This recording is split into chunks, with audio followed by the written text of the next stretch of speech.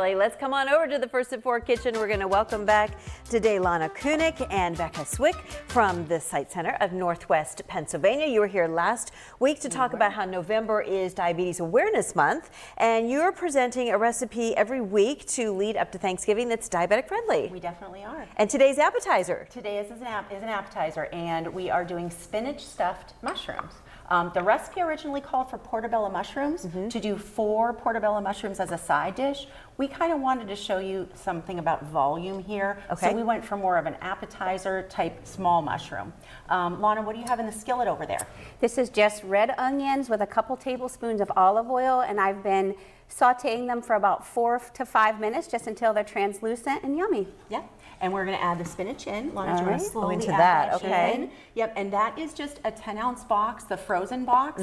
You can use fresh. You just want to make sure it's equivalent. I think a 10-ounce box of the frozen, you have to use about 1.5 pounds of the fresh. Okay. Because it shrinks up so Right, much. right. But it doesn't matter if you do frozen or fresh, Frozen right? or It's all fresh the is same? absolutely fine, just as nutrient rich. And spinach, being with the Site Center, our goal is to preserve your vision and your eyesight for the rest of your life. Spinach is a superfood. Yeah.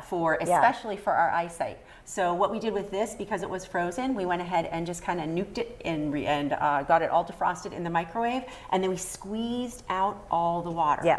Lots of water in that. Is there any trick to that, or I just use paper towels? Is there a better way to do it? So I brought this from home. So this is my grandfather's potato masher. mashed potato masher. And I will tell you, the easiest thing to do, they say put it in a colander and the back of the spoon. I like defrosting in the microwave, and then I put it on a dinner plate, and I just meticulously squish it all out.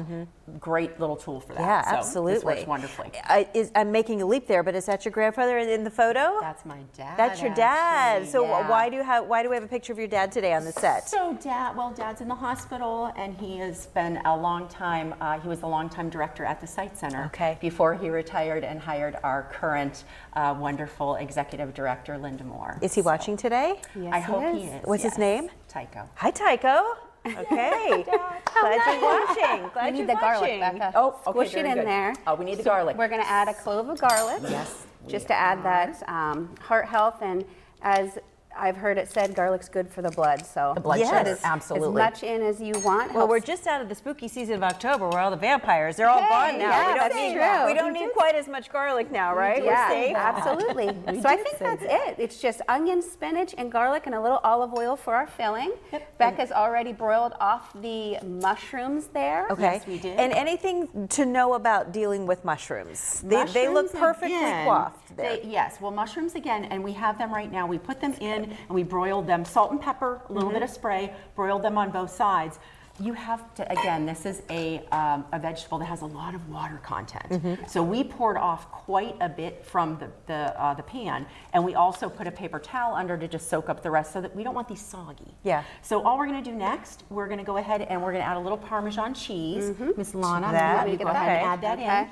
And we're gonna give that one final mix. This is how easy this recipe Couple is. Then we're gonna tablespoons. basically fill each of these little Okay. cups, and we're gonna share with you kind of what the finished product is. You We're don't just bake it gonna- again? We just You pop do it bake right it under again, the yeah. broiler. Okay. Right under Final the broiler broiler. for 3 or 4 Again, minutes. just make that real quick connection between the Site Center and diabetic-friendly recipes. So we, at the Site Center, we offer the National Diabetes Prevention Program. So if you're someone watching this show and you've been a part of our program, you know that cooking these healthy, high volume, low sugar, moderate carbohydrate recipes are what we do. It's what we do to help keep your blood sugars stable and help you feeling good and maintaining a healthy weight, especially throughout this holiday season. And strong eyesight. Absolutely. Yes. 100%. Oh. Okay, so we're going to come back at the end of the show. You'll have those filled and then broiled, and we're going to test them out then. Perfect.